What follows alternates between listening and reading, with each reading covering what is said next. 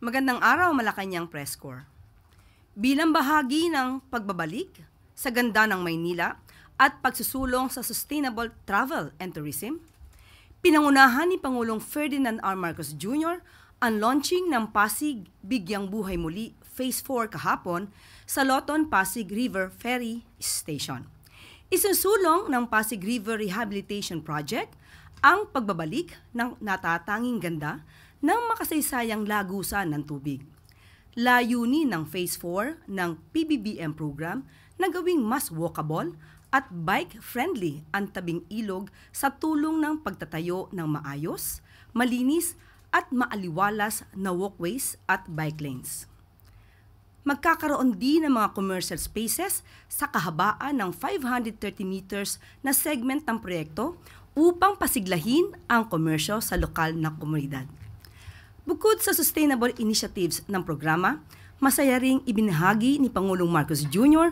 ang river transport modernization sa ilalim ng PBBM Phase 4. Ayon sa Pangulo, magiging operational na ang MB Dalaray sa susunod na buwan. Ang MB Dalaray ay isang electric ferry na dinisenyo dito mismo sa Pilipinas. Inihag din ng Pangulo ang patuloy ang testing ng Clearbot, isang solar-powered, AI-enabled robotic vessel na tutulong sa paglilinis sa Ilog Pasig. Nitong nakaraan lamang ay ating ibinalita ang inaning parangal ng PBBM program. Nanalo ito ng 2025 Asian Township or rather Townscape Award mula sa United Nations Habitat para sa Sustainable Urban Development Work na tunay ngang maipagmamalaki ng bawat Pilipino. Kinilala naman ng Pangulo ang dedikasyon ni Unang Ginang Liza Marcos Araneta upang tiyaking magiging matagumpay ang Pasig Bigyang Buhay Muli program. At maaari na po akong tumanggap ng inyong mga katanungan. Unang tanong mula po kay Alvin Baltasar, Radyo Pilipinas.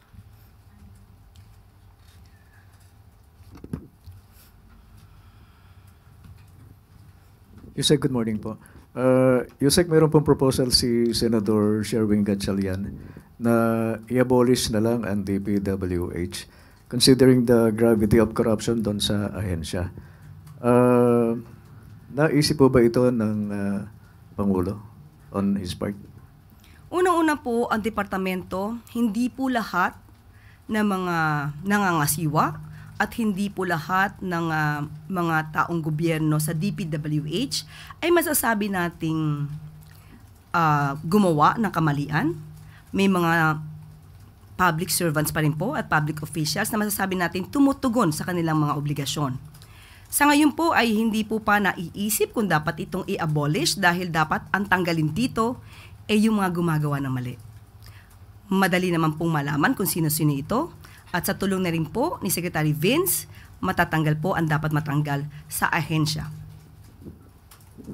Magpa-follow up sana, Yusek, kasi kanina may announcement si Secretary Vince na i-open yung 2,000 vacant positions, if I'm not mistaken. Makabubuti po ba ito sa ahensya? At ipapalit daw po yung mga matitinong mga pwedeng makapasok sa DPWH. Dahil nga sabi ni Sec Vince ay marami matatanggal. At dahil dito, na warning na po ito sa mga papasok. Dapat po kayo ay maging matino, dapat kayo ay may integridad at dapat po talaga tumugon kayo kung ano ang naaayon sa batas at kung ano ang maitutulong sa taong bayan. Salamat po, Yusek. Sunod na tanong mula kay Rich Bon Quevedo, Daily Tribune. Good morning po, Yusek. Request na po sana kami ng reaction po of the palace with calls for resignation of GSIS PGM Vic Veloso over, quote, gross mismanagement, repeated violations of GSIS policies, and an alarming erosion of public trust in connection with the alleged series of high-risk, non-compliant investments that have resulted in 8.8 billion pesos in cumulative losses. While nag-respond na po siya dito, for the palace po, kakausapin po ba siya ni President Marcos Jr.? Ano po yung palagay ng palasyo sa allegations po na ito? Ang alam po natin, ang Pangulo po, ang gusto po niya ay mga taong tumutugon sa kanilang mga obligasyon. Dapat ang pamumuno, ang tamang leadership, ang nais ng Pangulo sa bawat ahensya. Sa ngayon po, bibigyan ko na lamang po kayo ng update kung ano po ang nasa sa loob ng Pangulo patungkol dito. Hindi naman po maagad-agad na bibigla dahil kung meron po mga reklamo sa ngayon, dapat po itong inaaral ng masinsinan. Kung meron naman pong basis, tingnan po natin kung ano magiging desisyon ng Pangulo. Pero aware na po si Presidente sa mga calls po with this situation. Opo, alam niya na po. Thank you, Yusek. Sunod na tanong mula kay Samuel Medinilla, Business Mirror. Good morning, ma'am. Mag-follow up lang po kami regarding po dun sa issuance for dun sa suspension, extended deferment ng rice importation, tsaka yung pag-set po ng farm gate price for rice, kung meron na pong update. Actually po, yung the Cabinet Level Tariff and Related Matters Committee ng Economy and Development Council, nagkaroon po sila ng meeting last week at diniscuss po nila ang mga usaping ito. At magbibigay po sila ng kanilang recommendation sa ED Council at tingnan po natin kung ano po ang magiging rekomendasyon nila. May target date po kaya ang Palace kung kailan po malalabas yung mga issuance na yun, especially na November 2 po yata yung... Mga first week of November po yung target nila. Thank you po. Sunod mula kay Ann Soberano, Bombo Radyo. Yusek, good morning.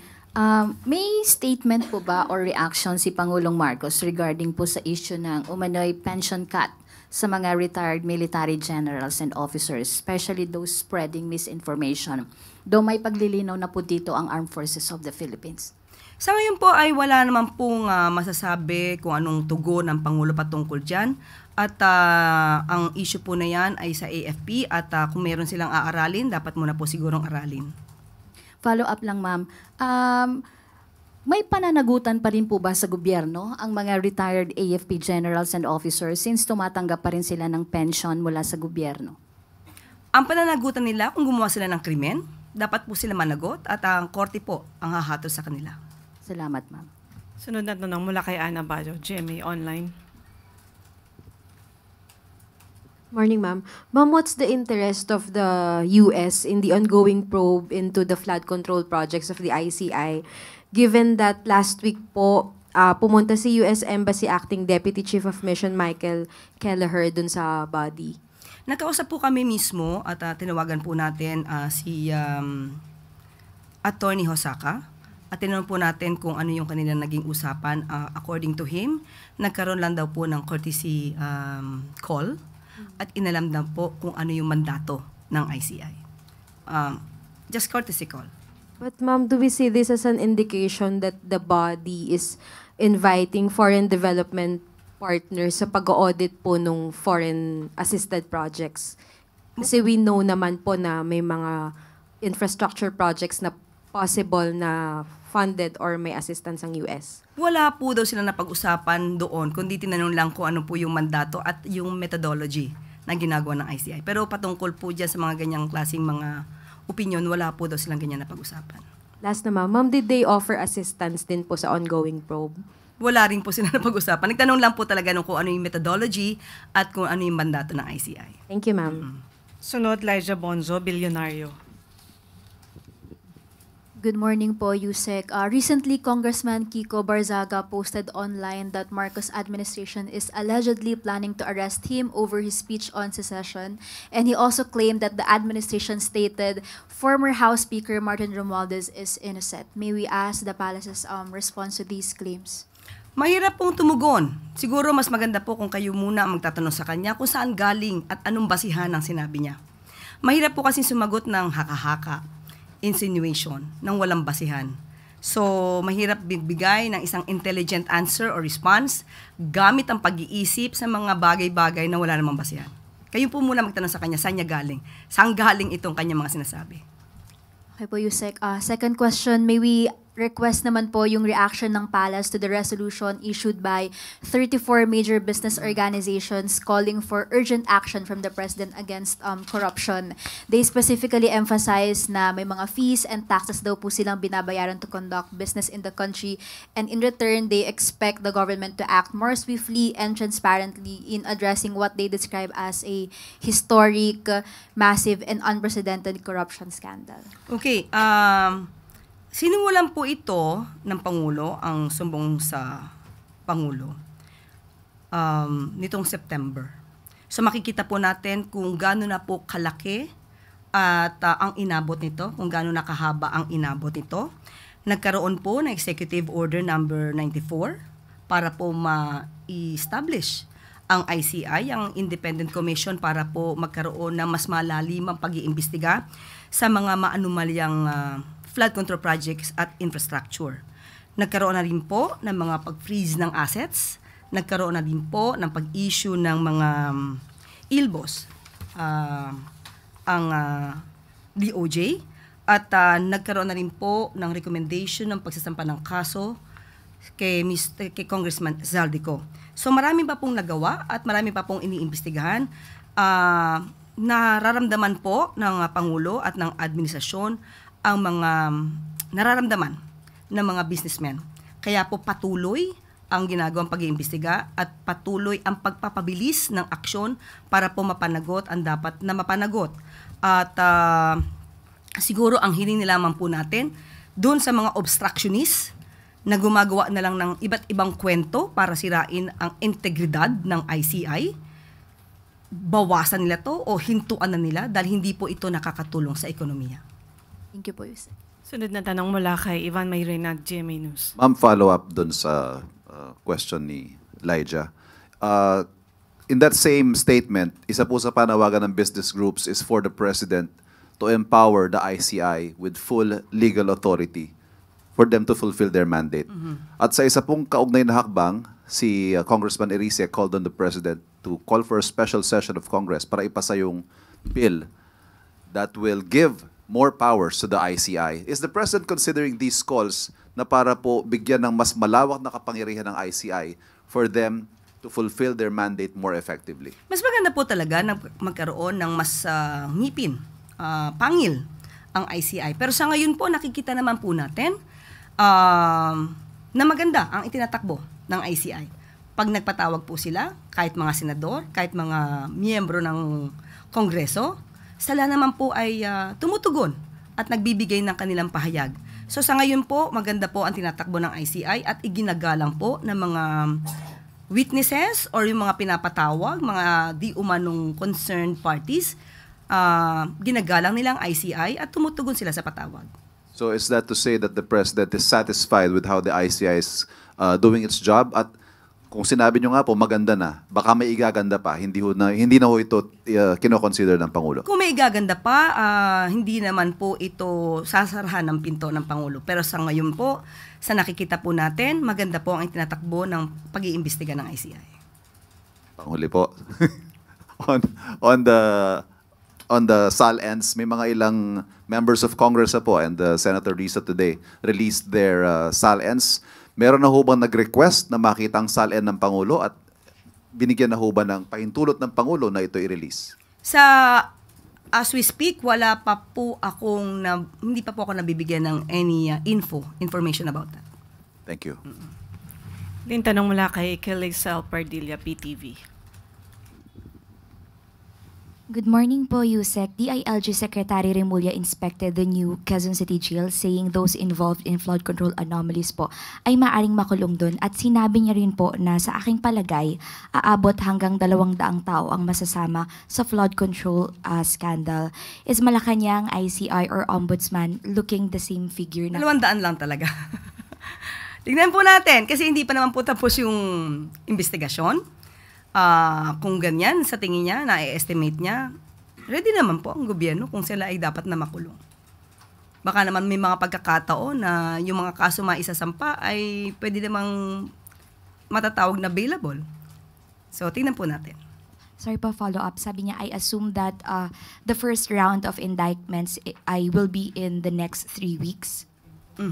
Yan din po naman ang pangako ng ICI na magkakaroon po ng mabilisang pagsasampa ng kaso.